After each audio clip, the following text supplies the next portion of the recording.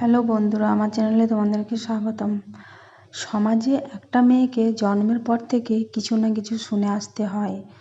মেয়ে হয়ে জন্মালে, একটু বড় হয়ে উঠলে ভালো খারাপ, বিয়ে হতে দেরি হলে, বিয়ের পর যদি বাচ্চা না হয়, কেউ যদি ডিভোর্স হয়ে বাড়িতে থাকে, ছেলের সাথে বেশি কথা বললেও, বাইরে কোথাও একা গেলেও, কাজের ক্ষেত্রে যদি বাড়িতে আসতে একটু দেরি হয়, তাও খারাপ কিছু শয়তানের ভয়ে ভয়ে থাকতে হয়, যাতে চরিত্রের দাগ না লাগে। কোনো মেয়ে যদি অবিবাহিত থাকে, তাকেও সমাজ, কিছু মানুষ খারাপ চোখে দেখে। শুধু মেয়েদেরকেই সারা জীবন সব কিছু সহ্য করতে হয়?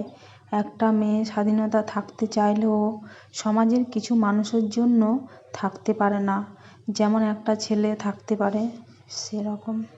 ধন্যবাদ বন্ধুরা, যদি কিছু খারাপ বলে থাকি ক্ষমা করবে। কিন্তু একটা মেয়ে এইভাবেই সমাজে সহ্য করে আসছে এবং জানি না সহ্য করে থাকতে হবে মেয়েদেরকে। ধন্যবাদ।